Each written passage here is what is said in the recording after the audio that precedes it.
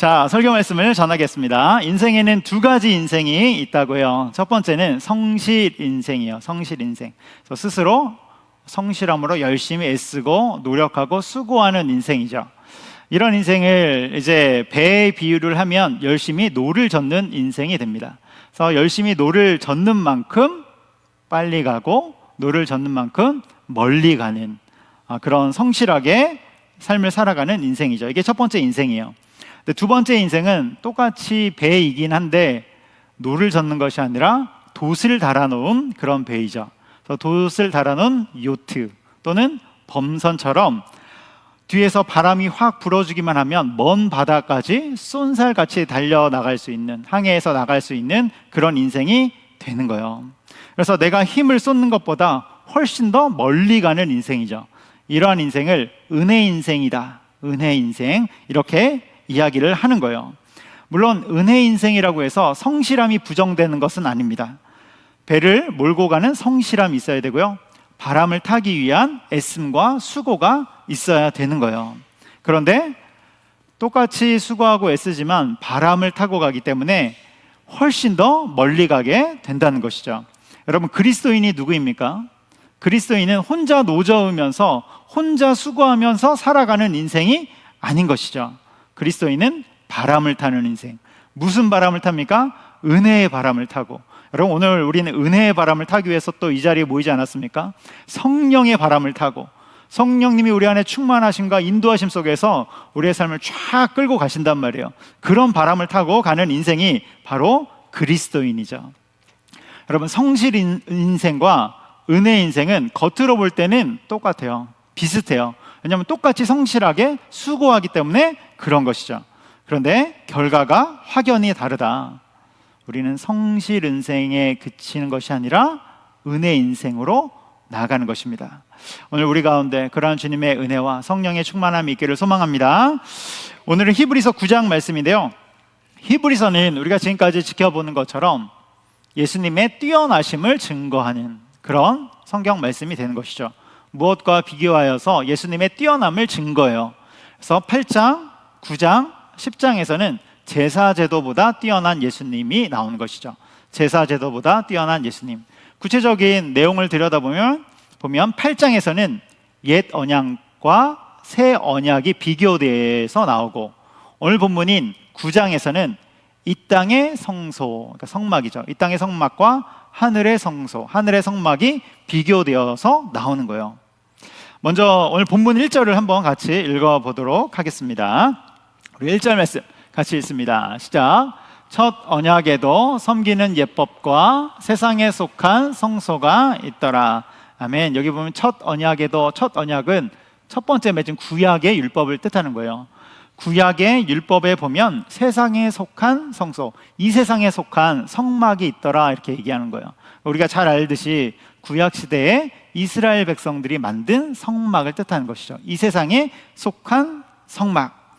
참고로 성막이 어떻게 생겼는가 우리 한번 사진을 통해서 보도록 하겠습니다. 성막은 이렇게 생겼죠. 이스라엘 백성들이 지은 일명 모세의 성막이 됩니다. 그래서 바깥에는 울타리가 있고 안에는 뜰이 있고, 그리고 저 안에 성막이 있는 것이죠. 그래서 이 성막은 크게 세 부분으로 나눌 수 있는데요, 다음 그림을 보여주시면 이렇게 바깥뜰, 뜰이 있고, 그리고 성소, 이 성막이 성소와 지성소로 나눠지죠. 그래서 저 천막으로 씌워진 곳이 첫 번째 부분이 성소, 또 맨 안쪽이 지성소.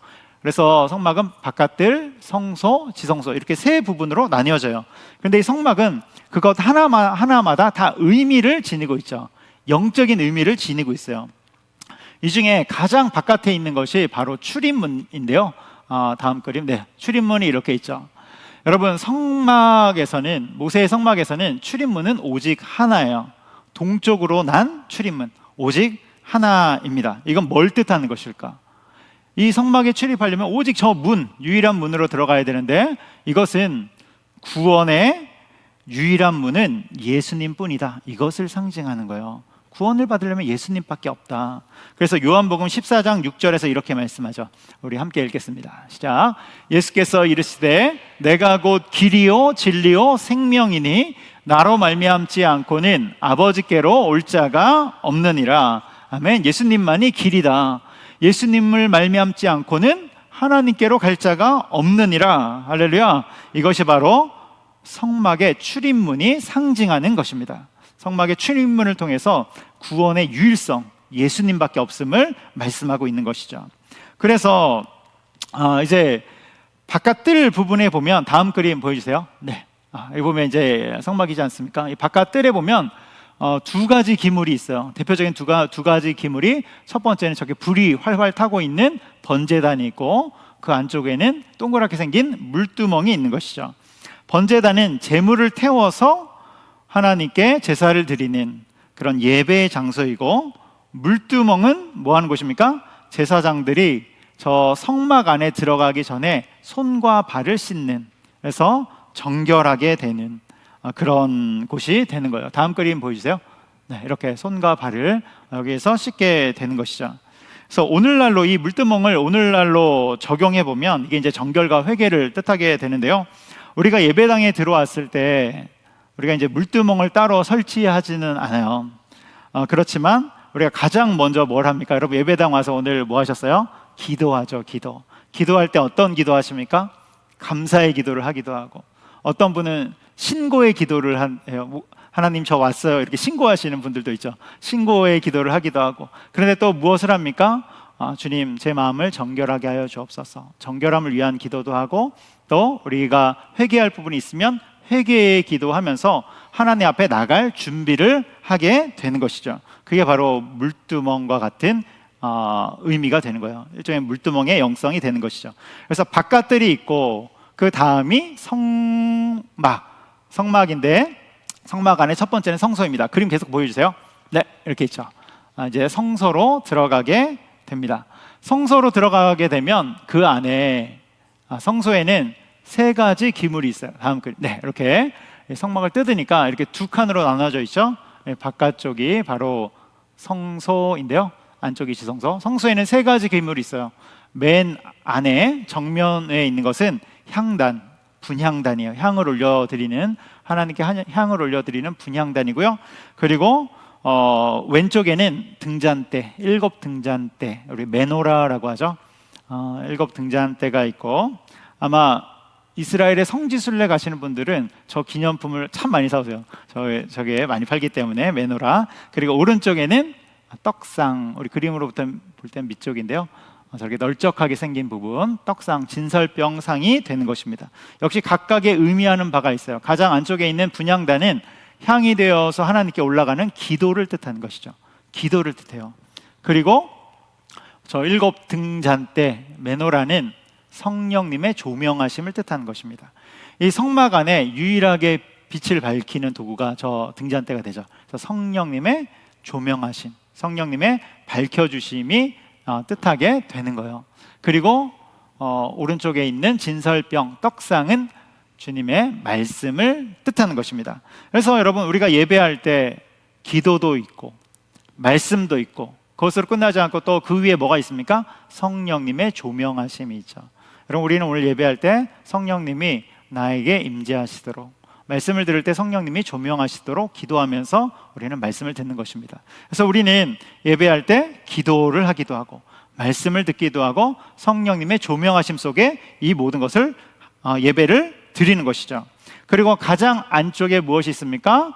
네, 지성소가 있는데, 지성소에는 이 성막의 핵심인 언약궤가 들어있는 것이죠.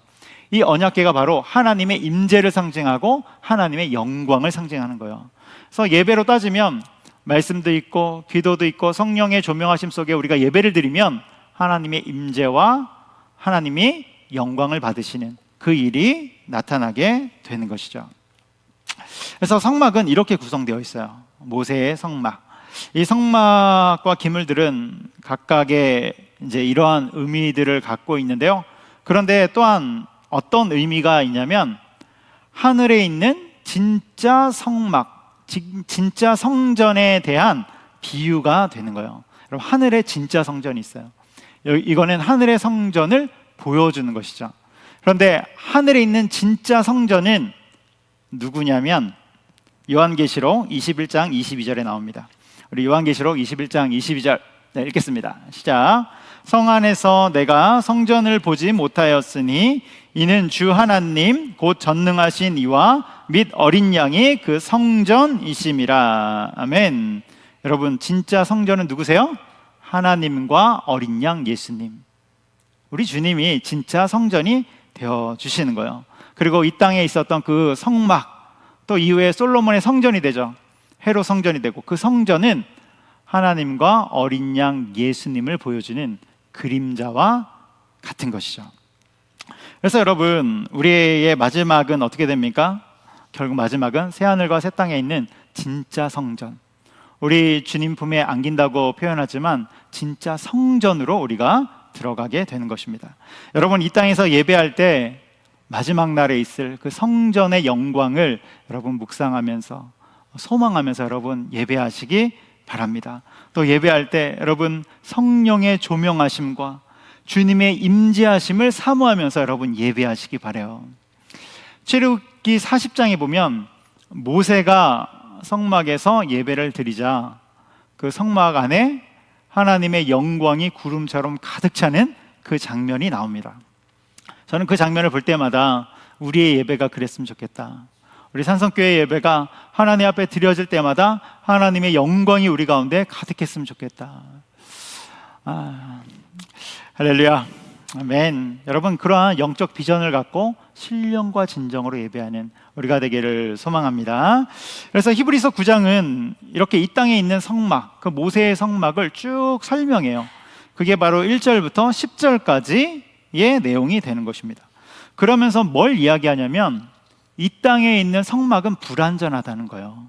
그리고 그러한 이 땅에 있는 성막에서 드리는 번제와 속죄제도 불완전하다는 거예요.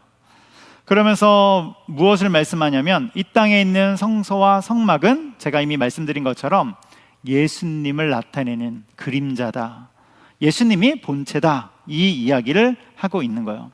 이 땅에 있는 것은 예수님을 보여주는 그림자다. 그런데 11절에 보면 예수님이 이 땅에 오시지요. 11절 보여주세요. 11절 보면 그리스도께서는 장래 좋은 일에 대제사장으로 오사, 이렇게 나와요. 오사, 이게 밑줄이죠. 그래서 예수님이 이 땅에 오셨어요. 그래서 이제는 새로운 시대, 더 이상 그림자로 살아가는 시대가 아니라 진짜 본체가 오신 새 언약의 시대, 진짜 시대가 열리게 된 거예요. 그래서 진짜 시대가 열렸다, 새 언약의 시대가 열렸다, 이 이야기가 11절부터 마지막 절까지의 이야기가 되는 것입니다. 이 중에 24절을 한번 읽어볼게요. 24절 같이 읽겠습니다. 시작. 그리스도께서는 참 것의 그림자인 손으로 만든 성소에 들어가지 아니하시고 바로 그 하늘에 들어가사 이제 우리를 위하여 하나님 앞에서 나타나시고. 아멘. 그래서 그림자, 손으로 만든 성소, 이 땅의 거는 다 그림자라는 거예요. 주님은 그곳으로 들어가지 않고 하늘에 들어가사 실제인 하늘 성소로 들어가셨다는 것이죠. 그리고 주님이 실제 성소, 성전이 되신 것이죠. 이것이 바로 히브리서 9장에서 말씀하는 내용이 되는 것입니다. 그래서 여러분, 우리는 더 이상 구약의 율법을 지키지 않죠. 그래서 오늘 금요기도에 모였지만 우리가 양을 잡거나 소를 잡는 짐승의 제사를 드리지 않아요. 그리고 유월절이나 초막절 같은 절기도 지키지 않습니다. 뿐만 아니라 율법에서 부정하다고 여기는 음식, 대표적인 게 뭐가 있습니까? 돼지고기. 오늘 저녁으로 뭐 드셨어요? 순댓국 드셨는 분이 계십니까? 돼지고기 먹습니다. 먹는 정도가 아니라 자유롭게 먹고 자주 먹고 그렇게 하는 것이죠. 뿐만 아니라 또 뭐가 있습니까? 율법에서 정한 안식일은 토요일이잖아요. 그런데 우리는 토요일에 예배드리지 않죠. 새로운 본체이신 예수님이 부활하신 일요일, 그 일요일을 주님의 날, 주일로 지켜서 예배드리게 되는 것입니다. 그래서 우리는 더 이상 구약의 율법을 지키지 않아요. 지키지 않는 이유는 지금까지 말씀드린 것처럼 본체가 왔기 때문에 더 이상의 그림자는 지킬 필요가 없게 되는 것이죠. 그렇다면 그림자인 율법은 다 버렸냐? 아니에요. 우리가 율법을 다 버린 게 아니에요. 본체이신 예수님을 따라가게 되면 그림자는 자동적으로 따라오게 되는 것이죠. 그래서 본체이신 예수님을 우리가 믿으면 구약의 율법은 자동적으로 지키는 것으로 인정이 되는 것입니다. 이게 바로 복음의 내용이죠. 그래서 더 이상 우리는 구약의 율법에 매이지 않고 그 그림자를 더 이상 따라갈 필요가 없이 본체이신 예수 그리스도, 우리 주님을 믿고 붙잡으며 나아가는 것입니다. 이단 중에 하나님의 교회라고 있죠. 옛날에는 안상홍 증인회였는데 이름을 잘 바꿨어요. 안상홍 증인회, 안증회였는데 하나님의 교회. 그들 입장에서 이름을 잘 바꿨죠. 왜냐하면 우리가 헷갈리거든요. 일반 세상 사람들이 볼 때는 이름이 너무나도 헷갈려요. 거기에 가면 어머니 하나님도 있고 아버지 하나님도 있다고 주장하잖아요. 별게 다 있죠. 뭐 독생녀도 있는데 뭐 어머니 하나님은 없겠습니까? 독생녀, 어머니 하나님.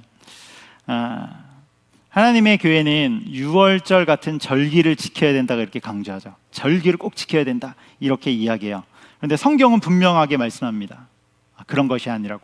여러분 제7일 안식교회에서는 뭘 지키라고 합니까? 토요일에 예배를 드려야 된다. 안식일을 지켜야 된다. 그런데 성경은 그렇게 말씀하지 않죠. 복음은 그렇게 이야기하지 않는 거예요. 골로새서 2장 16절로 17절 읽어보겠습니다. 16절만 한번 읽어볼까요? 시작. 그러므로 먹고 마시는 것과 절기나 초하루나 안식일을 이유로 누구든지 너희를 비판하지 못하게 하라. 여기 나오죠. 절기나 안식일을 이유로 누구든지 너희를 비판하지 못하게, 시비 걸지 못하게 하라. 시비 걸지 못하게 하라. 왜요? 17절. 그건 이제 다 그림자야, 그림자. 진짜 몸, 본체는 예수님이다. 예수님이 오셨기 때문에 더 이상 그림자에 집중할 필요가 없다는 거예요. 여러분, 그래서 우리는 항상 본체이신 예수님께 집중하는 것입니다. 이 지점에서 우리는 첫 번째 메시지로 본질에 집중하라, 이 메시지를 가져갈 수 있어요. 본질에 집중하라. 여러분, 항상 우리는 본질에 집중하는 게 너무나도 중요하죠. 본질에 집중하지 못하면, 본질을 알지 못하면 항상 곁까지만 이렇게 늘 잡다가 끝납니다. 곁에서 이렇게 다른 거 서성이다가 끝나버리는 인생이 되게 십상이라는 거예요. 그러면 본질은 무엇입니까? 우리가 성경에서 말씀하는 본질 중에 우리가 정말로 붙잡아야 되는 본질이 무엇입니까? 그것은 예수님을 사랑하고 말씀에 순종하는 것, 이걸 붙잡는 거예요.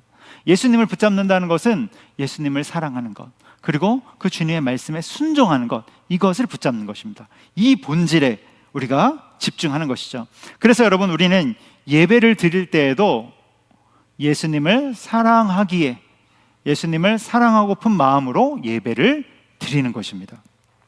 또한 봉사를 하고 헌신을 할 때도 이 모양 저 모양으로 다 할 수 있지만 예수님을 사랑하기에, 예수님을 더욱 사랑하고 싶어서 헌신하고 봉사하는 것입니다.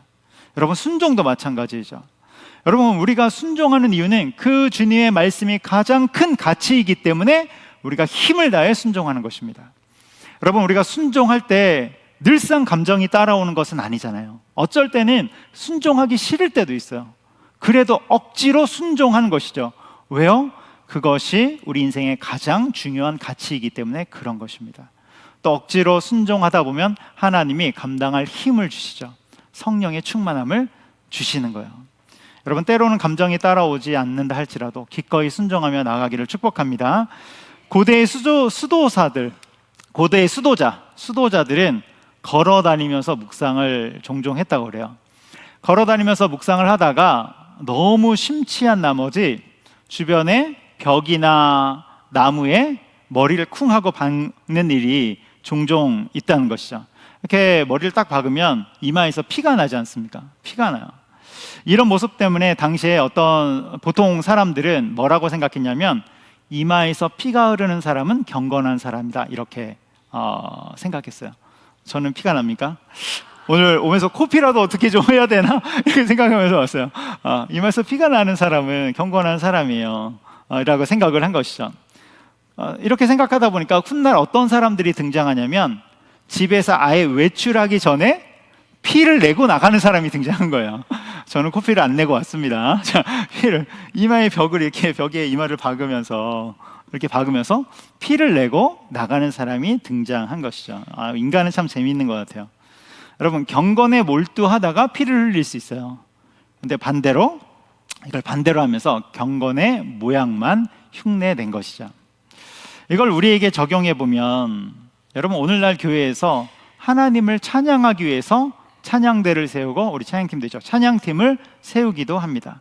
또 어떤 교회에서는 솔리스트들을 데려와서 세우기도 하죠.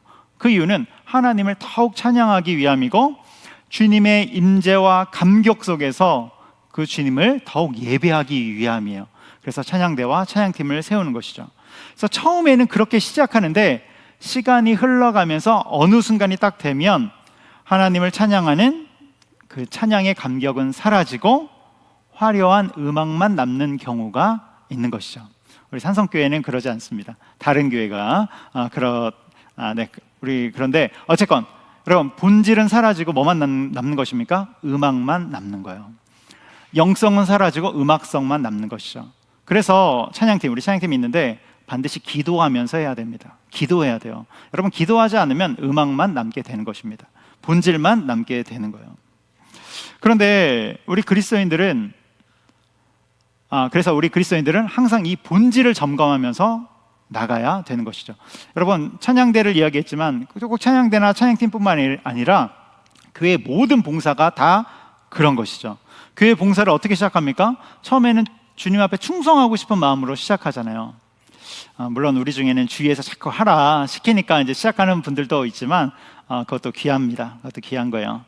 어쨌건 시작점은 하나님을 향한 충성인데 시간이 지나면서 어떻게 되냐면 교회에서 힘들게 일하고 있는, 그러면서 불평이 올라오는, 불평만 남는 그런 나 자신을 발견하는 경우가 있는 것이죠. 무엇입니까? 본질을 잃어버리고 형식으로 점점 가버리고 있는 거예요.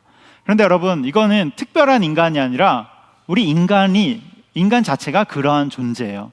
가만히 놔두면 본질에서 점점 벗어나서 형식으로 치우칠 수밖에 없는 것이 인간의 죄성이란 말이에요. 목사도 똑같습니다. 여러분 목사는 다릅니까? 목회는 다릅니까? 목회도 하나님 앞에서 바르게 하지 않으면 점점 그대로 두면 떠밀려서 형식적인 목회로 갈 수밖에 없는 거예요. 우리 인간이 그런 존재라니까요. 그래서 우리는 때때로 본질을 점검하고 내가 바른 길로 가고 있는가, 이것을 반드시 체크해야 되는 것이죠. 소모임이 그런 기능도 있어요. 함께 그것을 체크해 주는 것이죠. 그래서 여러분 이 시간 우리가 집중해야 될 것이, 체크해야 될 것이 무엇입니까? 나는 여전히 하나님을 사랑하고 있는가? 아니면 나는 여전히 하나님을 사랑하기 위해 애쓰고 있는가? 또 하나님의 말씀의 가치, 그 말씀의 가치를 기억하며 순종하기를 애쓰고 있는가? 여러분 하나님을 사랑하는 거 눈에 보입니까? 안 보입니까? 안 보여요. 하나님의 말씀에 순종하는지 안 하는지 여러분 눈에 보입니까? 안 보입니까? 잘 안 보여요. 그런데 나는 압니다. 다른 사람 눈에는 잘 안 보여요. 그런데 나는 알아요. 나를 속일 수는 없죠. 유월절을 지키라, 이단들이 말하는 것처럼 유월절을 지키라. 여러분 이런 건 눈에 너무 잘 보이죠. 형식은 눈에 잘 보여요. 그러나 본질은 잘 보이지 않습니다. 그렇기 때문에 우리가 놓칠 수 있으니까 때때로 점검하고 체크하며 나가는 것입니다. 여러분 항상 본질을 점검하면서 예수님을 사랑함으로 신앙생활하고 주님의 말씀에 순종하기를 기뻐하는 우리가 되기를 소망합니다. 오늘 본문을 통해서 보는 두 번째 메시지는 본질을 지키는 것이 훨씬 더 치열한 싸움이다 이거예요. 본질을 지키는 것이 훨씬 더 치열한 싸움이다. 지금까지 말씀드린 것처럼 여러분 구약의 율법은 보통 행동을 통해 지키는 것으로 드러나죠. 근데 예수님이 오셔서 신약의 새로운 언약을 주셨는데 그것은 오히려 마음적인 부분이란 말이에요. 그래서 드러나지 않습니다. 여러분 이 예배 자리에 오신 것은 너무나 잘한 거예요. 그런데 이 안에서 어떤 마음으로 앉아 있는지는 또 다른 문제입니다. 치열한 우리 내면의 싸움이 이 자리에 있을 수도 있는 것이죠. 그래서 겉으로 볼 때는 예수님을 따르는 듯 보이지만 사실은 자기 욕망과 욕심을 따르는 사람도 있고 또 자기 자리, 자기 성취, 자기 성공을 쫓아가는 사람들이 있을 수 있다는 거예요. 그런데 안타까운 게 뭡니까? 그것이 나조차도 구분되지 않을 때가 꽤 있다는 거예요. 내가 하나님을 바르게 섬기고 있는지, 바르게 쫓아가고 있는지 구분되지 않을 때도 있다는 것입니다. 그래서 본질을 지키며 나간다는 것은 훨씬 더 고차원적이고 치열함이 있는 거예요. 거긴 치열함이 있습니다. 신앙은 치열한 것입니다. 요즘 우리가 살아가고 있는 시대를 보면 권위가 부정되고 그리고 개인의 선택이 강조된 시대이죠. 권위가 많이 부정된 시대예요. 그래서 우리 학교에서도 교권, 우리 교사들의 권위가 많이 사라져서 문제가 되고 있죠. 그렇습니다. 그래서 개인의 권위가 부정되고 개인의 선택이 강조된 시대여서 여러분 우리는 수많은 선택을 하면서 살아갑니다. 마치 왕처럼 이것저것을 선택할 수 있어요. 카페에서 커피를 하나 마셔도 아메리카노, 또 라떼, 바닐라 라떼인가요? 바닐라 라떼 또 뭐 있어요? 마끼아또 막 여러 메뉴가 있어요. 그럼 마지막 사람이 손 들고 이렇게 이야기하죠. 저는 디카페인이요. 이렇게 이야기해요. 우리는 다양한 선택을 할 수 있는 거예요. 메뉴 선택하기도 어렵습니다. 여러분 오늘날의 시대는 계속해서 우리에게 선택을 쫙 펼쳐놓으면서 선택을 계속하게 되면 우리가 특별한 사람인 것처럼 여겨지기도 하는 것이죠. 그러면서 이 시대가 우리에게 뭘 요구하냐면 넌 뭘 선택했어? 너는 얼마나 선택했어? 얼마나 소비했어? 얼마나 즐겼어? 얼마나 가졌어? 계속해서 우리를 몰고 가는 거예요. 이런 시대에 파묻혀 살기 시작하면 여러분 신앙이 희미해지는 것입니다. 신앙이 점점 희미해져요. 왜 그런지 아세요? 신앙은 내가 얼마를 선택했는지 얼마를 소비했는지가 아니라 나를 선택하신 예수 그리스도를 믿는 믿음 안에서 사는 것이기 때문에 그런 것입니다. 그래서 중요한 게 뭐예요? 내가 얼마나 선택했냐가 아니라 선택된 나를 발견하는 거예요. 예수님 안에서 선택된 나를 계속해서 발견해 나가는 것입니다. 이 부분은 다음 주에 조금 더 나누도록 할 거예요. 여러분 아무튼 우리는 본질을 따른다는 것은 훨씬 더 고차원적이고 훨씬 더 치열하게 살아가는 것입니다.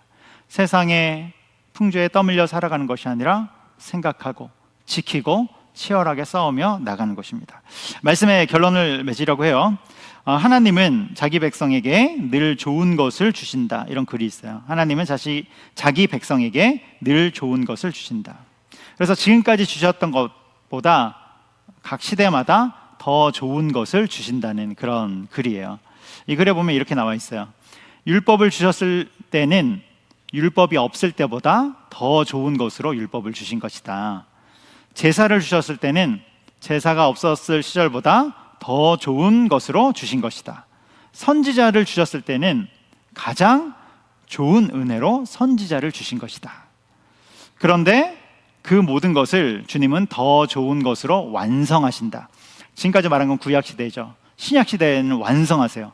그래서 율법보다 더 좋은 복음으로 완성하시고, 그리고 성전보다 더 좋은 예수 그리스도 참된 성전으로 완성하시고, 그리고 제사보다 더 좋은 그리스도의 십자가 보혈, 이 보혈을 우리에게 주시면서 완성하신다는 거예요. 그래서 지금까지 우리에게 베풀어 주신 은혜도 너무나 좋고 감사하지만 갈수록 주님 우리 가운데 더 좋고 더 적합한 은혜를 베풀어 주신다. 할렐루야, 아멘. 이렇게 우리 가운데 은혜를 베풀어 주시다가 정말 완성되는 날은 마지막 날, 주님이 이 땅에 오실 때이죠. 여러분, 예수님은 항상 우리에게 더 좋은 은혜, 다른 말로 하면 가장 적합한 은혜를 주십니다. 그러면서 우리의 삶을 또 온 세상을 완성시켜 나가실 거예요.